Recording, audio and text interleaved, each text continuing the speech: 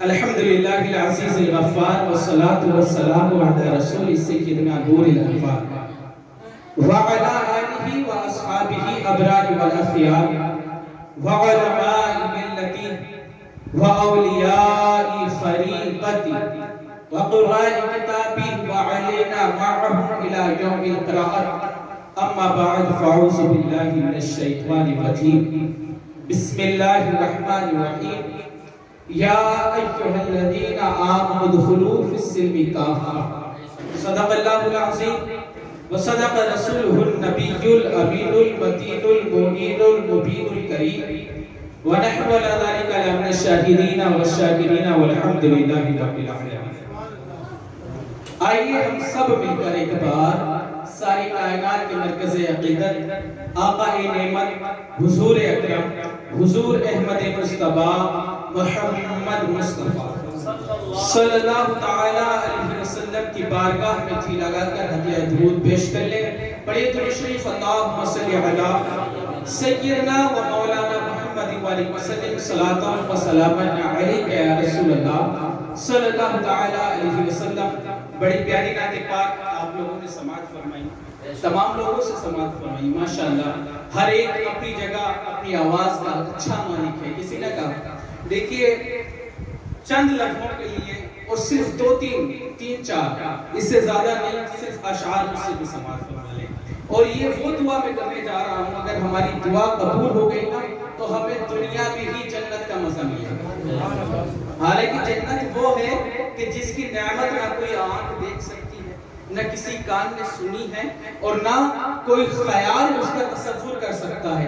جنت اس کے اعلیٰ مقام پر ہے، لیکن دنیا میں جنت کا مزہ مولانا عجیب بات کر تو کوئی کہنے والا کہہ سکتا ہے، لیکن کسی عاشق نے کہا تھا کہ خدا کا ذکر کرتے ہیں تیرا احسان ہے، خدا کا ذکر کرتے ہیں تیرا احسان ہے مولا، ہمارے پاس بخشش کا یہی سامان ہے مولا، اور مدینہ چھوڑ دیں جنت کے بدلے میں، مدینہ چھوڑ دیں جنت کے بدلے میں، یہ سودا ہم نہیں کرتے، ہمیں نقصان ہے مولا۔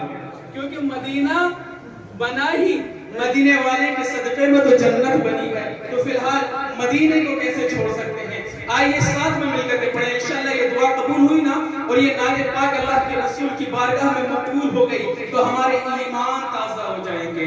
چند اشعار پیش کر رہا ہوں، سماعت فرمائیں کہ وہ شہر محبت جہاں مصطفیٰ ہے، وہ شہر محبت جہاں مصطفیٰ ہے، وہی گھر بنانے کو جی چاہتا۔ کس کس کا جی چاہتا ہے؟ سب کا چاہتا ہے نا؟ تو انشاءاللہ ساتھ میں مل کر کے پڑھیں کہ وہ شہر محبت جہاں مصطفیٰ ہے، وہی گھر بنانے کو جی چاہتا ہے، وہ سونے سے کم کرے وہ چاندی سی میٹی، وہ سونے سے کم کرے وہ چاندی سی میٹی، نظر میں بسانے کو جی چاہتا ہے، وہ سونے سے کم کرے وہ چاندی سی میٹی، نظر میں بسانے کو جی چاہتا ہے۔ اور جہاد محبت کی آواز گونجی، کہا حنظلہ نے یہ بیوی سے اپنی۔ حضرت حنظلہ کو جانتے ہیں، یہ غسیل الملائکہ، ایک ہی رات ہوئی تھی شادی کے لیے، شادی کے لیے ایک ہی رات ہوئی تھی، آپ حجرہ اسی میں تھے، لیکن اعلان ہوتا ہے کہ جہاد کے لیے ضرورت ہے، جہاد کرنے کے لیے جانا ہے۔ آپ ایک ہی رات کا دولہا، یار یہ ہوتی تھی ایمان والوں کی قربانیاں۔ ہمیں بڑی آسانی سے ملا ہے ایمان، اس وجہ سے ہمیں قدر نہیں ہے۔ ہمارے یہاں تو مولوی صاحب نے آ کر کے کان میں اذان پڑھ دی، لو ہو گئے جی مسلمان کے گھر میں پیدا ہوئے اور مل گیا ہمیں ایمان۔ لیکن جنہوں نے اپنی جانوں کی قربانیاں دے کر کے اس اسلام کو سوچا ہے، اس اسلام کی قدر اور اہمیت ان لوگوں سے سمجھے۔ حضرت حنظلہ نے شادی کی ایک رات ہے میرے عزیز، بی بی کے پاس جاتے ہیں، ماں نے کہا، بی بی سے بھی اجازت لے لی، ماں سے بھی اجازت لے لی، اور ان کو غسیل الملائکہ کہا جاتا ہے۔ اس جنگ میں جاتے ہیں اور شہید ہو جاتے ہیں۔ میرے عزیزو ایک ہی رات، چاہتے تو نہ جاتے، لیکن نہیں، نبی کے دین کے لیے اگر جان کی ضرورت پڑی ہے نا تو ایمان والوں نے وہ جان بھی دی۔ تو کہا کہ جہاد محبت کی آواز گونجی، کہا حنظلہ نے یہ بیوی سے اپنی، یہ بیوی سے اپنی اجازت اگر دو تو جام شہادت، اجازت اگر دو تو جام شہادت لبوں سے لگانے کو جی چاہتا ہے، وہ شہر جہاں مصطفیٰ ہے، وہی گھر بنانے کو جی چاہتا ہے۔ درود پاک اللہم صلی اللہ علیہ وسلم سیدنا و مولانا محمد وآلہ وسلم، صلاۃ و سلام علیک یا رسول اللہ صلی اللہ تعالی علیہ وسلم۔ عزیزان محترم، یہاں پر جتنے لوگ آئے سب سے پہلے نعت پڑھنے سے پہلے ایک کام آپ سے کرایا ہے۔ اگر دھیان دیا ہو اور میں نے بھی آپ سے 2 بار کرا دیا ہوگا، کیا درود پاک پڑھوایا، درود پاک پڑھوایا۔ آخر کر درود پاک پڑھنے کا کوئی فائدہ ہے؟ کوئی فائدہ ہمیں ملے گا یا نہیں ملے گا؟ ہم تو یہاں سے درود پاک پڑھیں، آپ کا تو مدینے میں کیا ہمارے درود پاک کو سنتے ہیں؟ کوئی سوال کرے تو کیا جواب دیں؟ جواب دیں کہ الحمدللہ ہم یہاں مراد آباد کی سرزمین پر بیٹھ کر کے ہم یہاں سے اگر درود پاک پڑھتے ہیں، میرے آقا مدینے سے سماعت فرماتے ہیں۔ کہیں دلیل تو کہیں کہ میرے آقا نے فرمایا انی اسمع صلاۃ اہل محبت و عارفہم، کہ بے شک میں محبت کے ساتھ درود پڑھنے والے کا درود سنتا بھی ہوں، و عارفہم، اور اس کو پہچانتا ہوں، کہ میں محبت کے ساتھ درود پڑھنے والے کا درود سنتا بھی ہوں، وعارفہم، اس کو پہچانتا بھی ہوں۔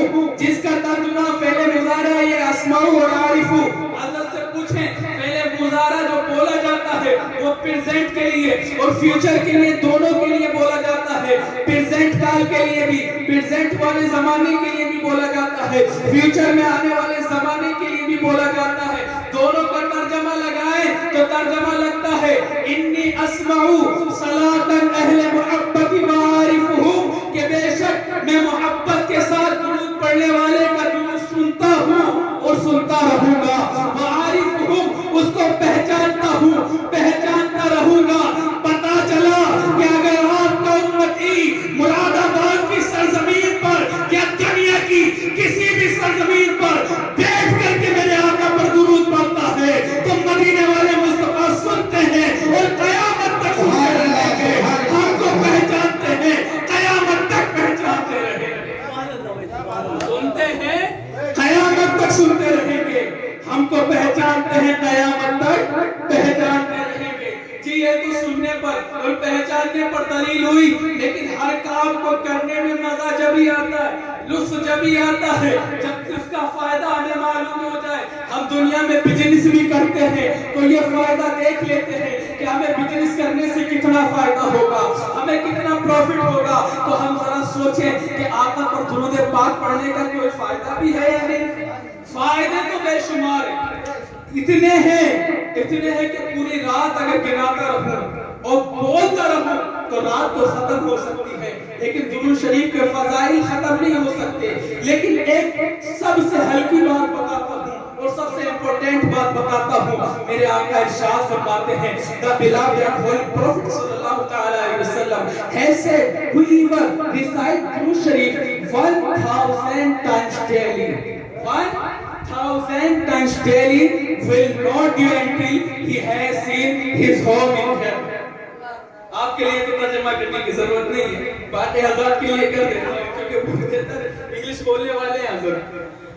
کہا کہ سنیں the beloved and holy prophet صلی اللہ تعالیٰ علیہ وسلم has said، میرے آقا کریم صلی اللہ تعالیٰ علیہ وسلم نے ارشاد فرمایا whoever recite درود شریف، جو شخص مجھ پر روزانہ 1000 مرتبہ درود شریف پڑھے گا، whoever recite درود شریف upon me 1000 times daily، جو شخص مجھ پر روزانہ 1000 مرتبہ درود شریف پڑھتا ہے، 1000 مرتبہ کتنی؟ 1000 مرتبہ will not do until، وہ جب تک نہیں مر سکتا he has seen his home in heaven، جب تک جنت میں اپنا گھر نہ دیکھے. جو شخص مجھ پر روزانہ 1000 مرتبہ درود شریف پڑھتا ہے وہ جب تک نہیں مر سکتا جب تک جنت میں اپنا گھر نہ دیکھ لے. گویا آپ یقین کریں اور ہمارا تو ایمان اور عقیدہ ہے آقا کے فرمان پر کہ ساری دنیا بدل سکتی ہے، نظام کائنات بدل سکتا ہے، سورج اپنی جگہ سے ہٹ کر دوسری جگہ سے نکل سکتا ہے، لیکن میرے آقا کا فرمان کبھی جھوٹا نہیں ہو سکتا.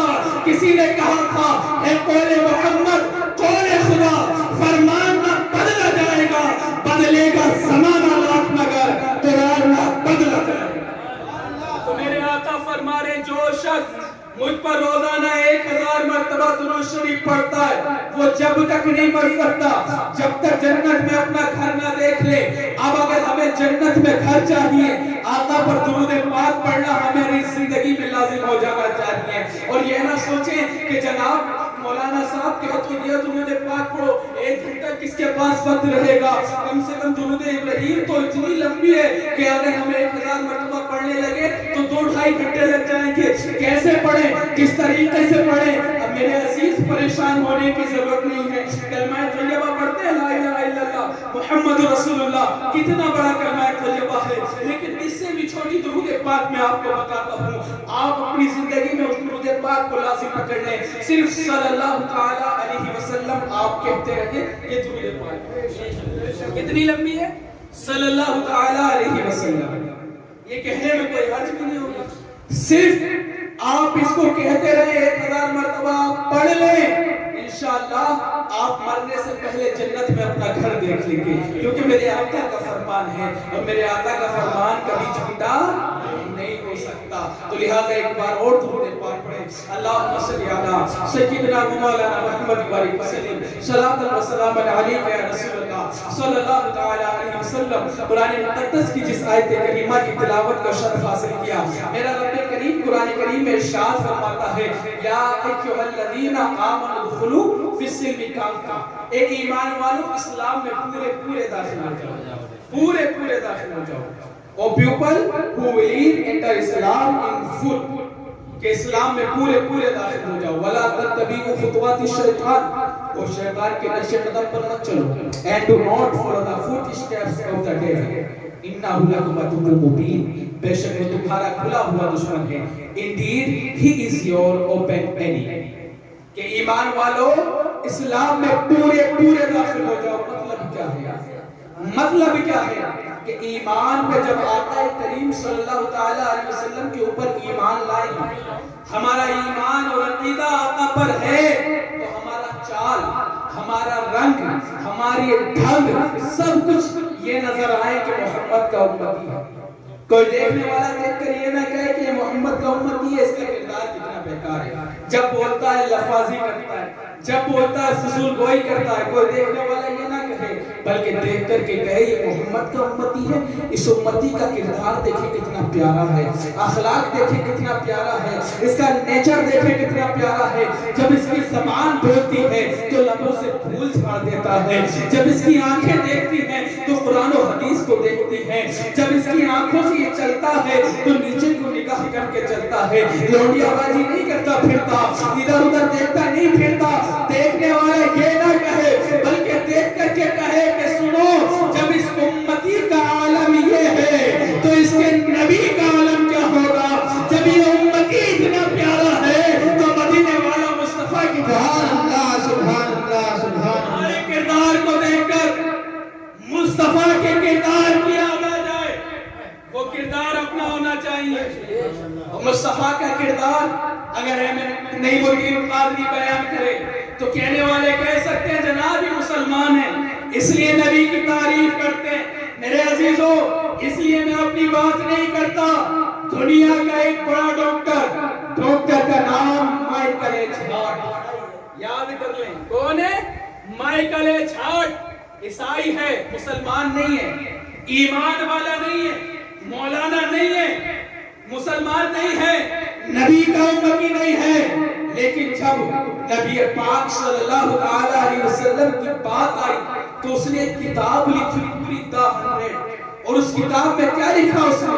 عیسائی ہونے کے باوجود، غیر مسلم ہونے کے باوجود آج ہم لوگ سوچتے ہیں کہ جناب دنیاوی لوگوں کے پیچھے جائیں گے ترقی مل جائے گی، سائنسدانوں کے پیچھے بھاگیں گے ترقی مل جائے گی، ہم اپنی اولادوں کو صرف اور صرف کالجوں میں پڑھا دیں گے، وہ اچھی انگلش بولیں گے، اچھے طریقے حاصل کر لیں گے۔